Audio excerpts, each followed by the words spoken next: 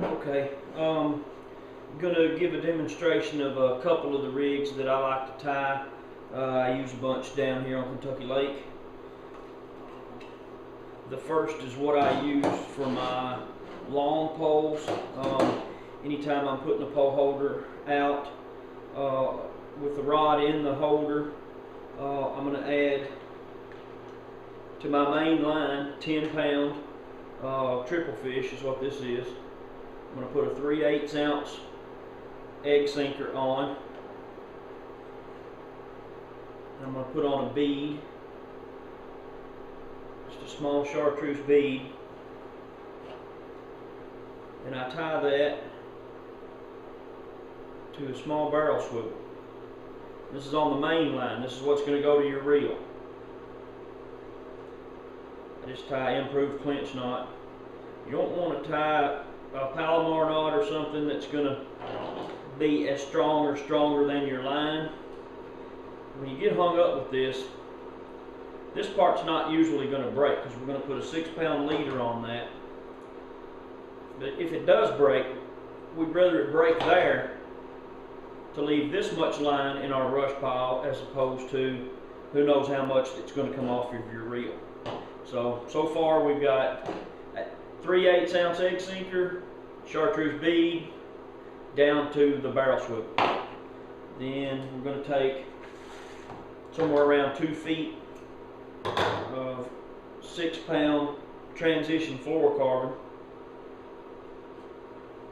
tie it one end to the swivel, clinch knot.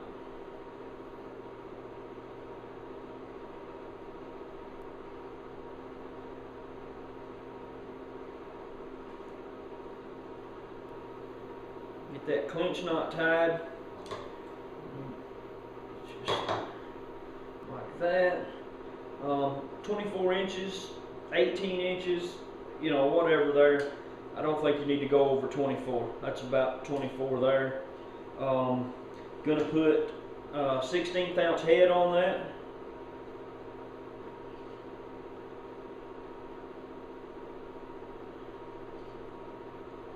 Again with the clinch knot. This is a 6-pound line.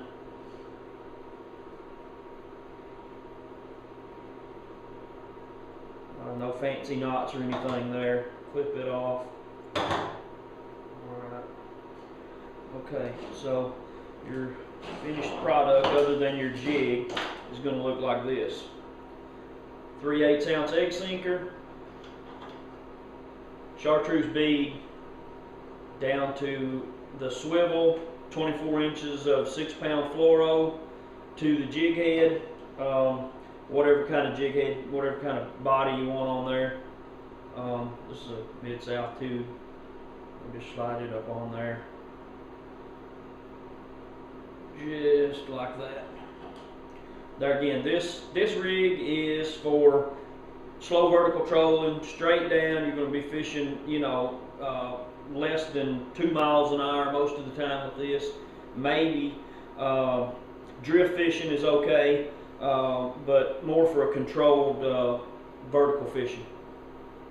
The 6-pound, you're hoping that, you know, you get this hung up and it won't pull out, and you're going to break this leader, tie a new leader on there, and go in. It's going to make it a little bit quicker for you. Also, you don't break way up the line, maybe leave a bunch of line in your brush pile or my brush pile, and then you know, that causes trouble for coming back to it. You're always going to have that line in there to get wrapped up. So anyway, the only variation of this rig that I use is sometimes I will, in the summertime when I'm using live bait, I discard the jig and tie on just a hook, number 4 or number 6 hook. Tie that directly onto the end of this, and I'm going to use live bait on here. That's quite a bit of leader for that live bait to swim around on, but you get clear water in the summertime, it's a good idea to have that fluoro on there. That minnow can swim around and go anywhere he wants to. It's tough for crappie to pass up a shot at a a live minnow that can move 2 feet around under this weight any direction that he wants to. There again, summertime, more clear water situation. The jig almost always up to about 60-degree temperature. So that's got that jig in combination.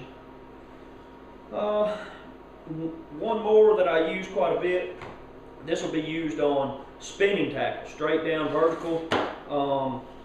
This would be my main line. I use this Vanish transition 6-pound test. It's a fluorocarbon line, and I'm going to tie a straight to this, no extra weight, 3/8 ounce, pretty good sized jig head here, straight to it.